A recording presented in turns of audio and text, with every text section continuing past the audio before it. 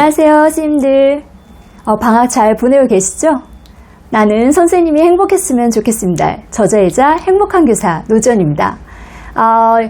옆에서 몇 분 선생님들께서 유튜브 할 때 너무 힘을 준다 라고 얘기하셔서 오늘 이제부터는 좀 힘을 빼고 좀 유튜브를 찍어볼까 해서 좀 분위기를 바꿔봤습니다. 어떠세요? 더 괜찮은가요? 사실 지금 제 그 유튜브 촬영이 좀 열악한 상황이에요.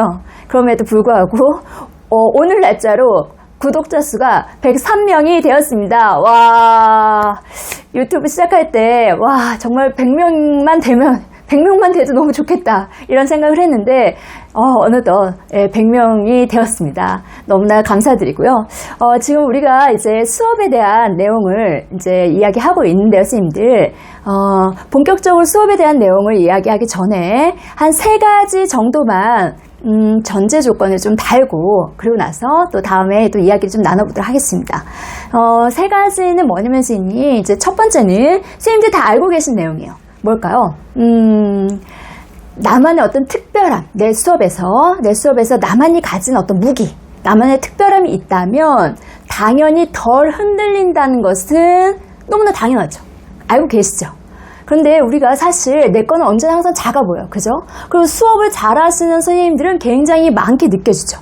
근데 사실 이 잘한다라는 기준이 우리가 좀 명확하지가 않다는 거죠. 근데 어쨌든 그럼에도 남들은 되게 뭔가를 잘해. 근데 왠지 나는 뭐 아무것도 없는 것만 같다. 그럴 경우에 우리는 저 선생님은 저렇게 잘하는데 왜 나는 이렇게 못하지? 하면 스스로 약간 자책이나 또 비난을 할 수도 있다는 거죠. 내가 내 스스로. 그랬을 때 어쨌든 나만의 무기, 내 수업에서 나만이 가질 수 있는 자신 있게 펼쳐낼 수 있는 것이 있다면 훨씬 더 좀 당당하겠죠. 그러면 어떻게 되냐? 이제 옆에 선생님이 잘하면 인정, 좋아, 오케이, 선생님 잘하신다. 이렇게 됩니다. 대신에 이제 내 것도 인정해줘야죠. 대신 나는 이런 부분을 내 수업은 되게 잘해. 이런 약간의 그런 자부심, 자신감, 이제 이런 게 생기겠죠.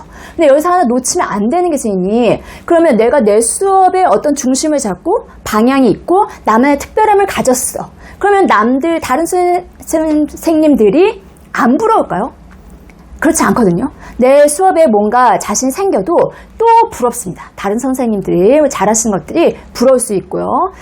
그런데 다만 예전과 다른 건 나에게 무엇인가 내가 이제 나만이 가질 수 있는 무게가 있을 때는 나를 비난하는 것이 적어진다는 거죠. 저 선생님 저렇게 잘하는데 나는 뭐야? 이제 이런 마음보다는 저 선생님도 잘하시고 나는 이 분야에서 이거는 또 내가 잘하는 거고 이제 이런 마음이 들긴 하지만 그렇다고 해서 부러움이 사라지는 건 아니에요. 그런데 선생님들 제가 지금 말씀드리고 싶은 전제 조건 중에 하나는 만약에 옆 선생님의 어떤 모습이 부럽다. 그것은 내가 또 그 방향으로 가고 싶은 어떤 정보일 수 있습니다. 그리고 그 선생님의 부러운 부분에서 영감을 얻게 되면 그 부분이 내가 가지고 있는 나의 강점일 수도 있어요. 그래서 일단 우리는 나의 것을 만들어 가되 또 다른 누군가가 부럽고 욕심이 나고 이런 감정이 없어지는 게 아니다. 하지만 그 감정은 곧 내가 그 방향으로 또 가고 싶은 어떤 정보일 수도 있고 내가 그와 같은 자질을 갖고 있다라는 이야기일 수도 있다. 그렇기 때문에 우리는 이 모든 걸 항상 함께 가져갈 것이다. 다만 내 것을 찾기 위한 노력은 더 기울이게 될 것이다. 이제 이 정도 첫 번째 전제 조건 하나 가지고 들어가겠습니다. 그 다음에 이제 두 번째 이제 수업에서 전제 조건을 가지고 들어갈 건 뭐냐면요, 선생님들. 근데 이제 내 걸 찾기가 어려워. 그죠? 사실 내 걸 찾으면 너무 땡큐, 오케이죠. 감사하죠. 그래서 사실 그림책 수업 많이 하신 분도 있고요. 영화나 연극, 랩으로 수업을 연결해서 하시는 선생님도 계시더라고요. 그리고 아무튼 정말 보드게임 같은 것도 자신의 수업에 연계해서 하시는 분도 있고요. 정말 다양하게 많은 부분들을 선생님들께서 수업에 많이 이렇게 자기만의 수업을 만들어 가시는 모습을 좀 봤습니다. 그런데 그런 분들도 있지만 사실상 내 수업에서 나의 특별함을 찾는 게 쉽지는 않다는 거죠. 이건 굉장히 길어질 수도 있어요. 그리고 내가 과연 어떤 교사인지, 나는 그럼 어떤 가르침을 주고 싶고 어떤 이런 정체성에 관련된 것이기 때문에 나만의 어떤 특별함, 나만의 무기를 찾는다는 것은 사실은 쉬운 일이 아닙니다. 그래서 두 번째 전제는요, 선생님. 자, 이제 한번 보실게요.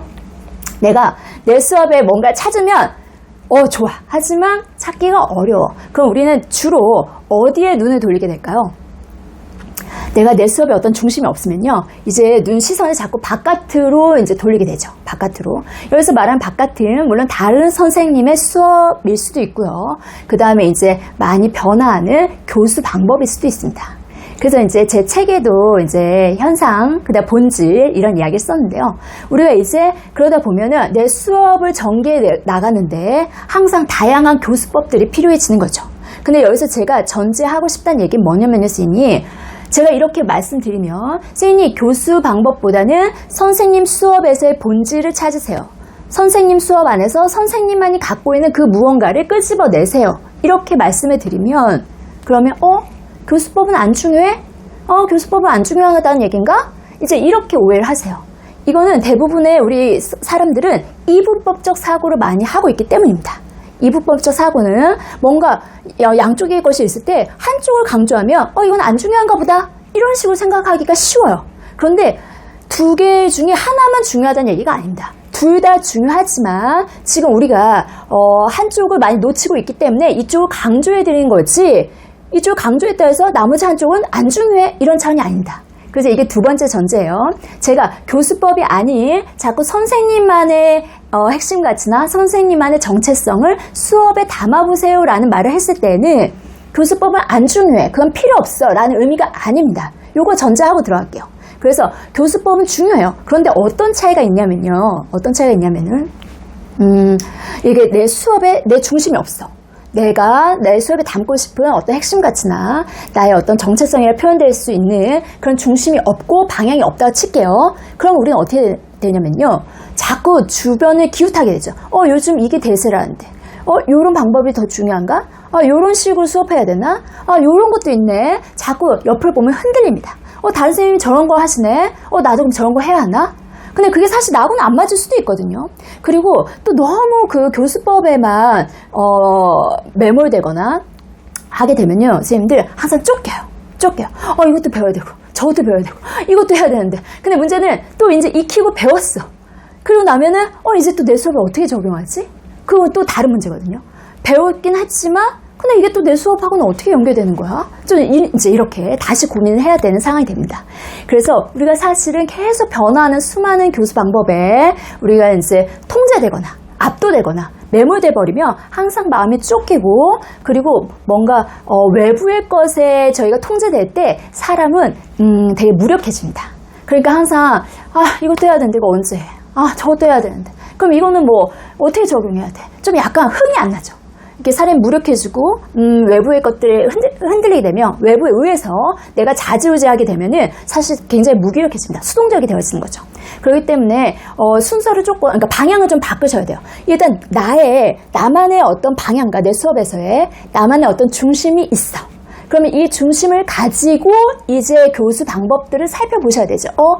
나의 요 수업에 어떤 방법을 어떤 도구들, 수업 방법의 어떤 도구들이죠. 그 도구를 사용하면 훨씬 더 효과적으로 내가 이 수업을 전개 나갈 수 있을까? 약간 이런 관점에서 이제 내 중심에서 밖에 있는 여러 교수 방법들을 셀렉 하는 상황이 되는 거죠. 이게 좀 다르죠.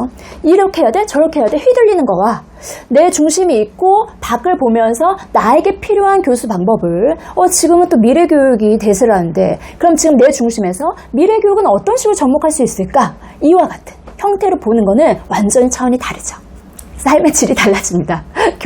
수업에 있어서. 그렇기 때문에 선생님들 일단 두 번째 전제는 교수 방법이 중요하지 않다는 게 아니다. 교수 방법도 물론 중요하지만 일단 나의 본질, 내 수업에서 어떤 핵심 가치, 그 다음에 나의 방향이 있을 때 교수 방법을 끌어다 쓰는 부분이 훨씬 마음이 편안하다. 요걸 전제로 두 번째 전제를 하겠습니다. 자, 선생님들 마지막 세 번째 전제입니다. 세 번째 전제는요. 어떤 가치라는 것은 옳고 그름의 문제가 아니다. 그 다음 맞다 틀리다의 문제가 아니라는 이야기를 세 번째 전제로 하고 싶습니다. 이게 무슨 말이냐면요. 뭐 누군가에게 피해를 주거나 나쁜 일을 행하는 그런 가치는 안 되겠죠. 뭐 누구 속이거나 뭐 이런 가치는 아니겠지만 그렇지만 않다면 모든 가치에는 옳고 그름과 좋고 나쁨을 따질 수 없어요. 그 말은요, 만약에 내가 지금 현재 고등학교 3학년 담임이에요. 고등학교 3학년 담임. 근데 우리나라는 어쨌든 큰 흐름의 교육 체제가 있다는 거죠. 큰 흐름의 교육 체제가 뭐죠? 그렇죠. 어쨌든 수능이라는 또 입시라는 그런 체제가 있는 상황이죠. 근데 지금 나는 아이들이 지금 당장 진학을 해야 되고 수능을 봐야 되는 그러한 위치에 있는 선생님이에요. 그럼 내 이 큰 흐름이 뭐 조금 내가 맞지 않다 하더라도 어쨌든 우리는 어떻게 해야 된다? 긍정의 1단계. 수용과 인정을 해야 된다는 거죠. 어쨌든 지금에 있는 긍정의 1단계, 수용과 인정. 지금의 체제는 인정하더라도 그럼 그 안에서 내가 할 수 있는 부분은 어떤 것이 있을까를 얘기하는 거고요. 근데 사실 그래서 입시 위주의 어떤 교육을 하는 거. 왜냐면 지금 당장 아이들이 내가 지금 빨리 문제를 더 많이 풀어내야 되고 더 잘 풀어야 되는 상황인데 그 요구가 있는데 그게 지금 아니야 나는 그렇지 않아 뭐 이래서 그 요구를 다 무시할 수는 없는 겁니다. 그렇죠, 선생님? 그렇다면 그 순간에서는 아이들의 성장, 그것도 사실상 성장이 될 수 있겠죠. 아이들의 자신들이 원하는 곳에 진학하게 하는 거. 그것도 아이들의 성장을 도모하는 거일 수 있거든요. 그렇다면 그 가치 또한 옳고 바른 거라고 말할 수 있는 거죠. 우리는 사실 선생님, 다른 사람의 가치를 받아들이는 게 굉장히 어렵습니다. 그 이유는 뭐냐면요.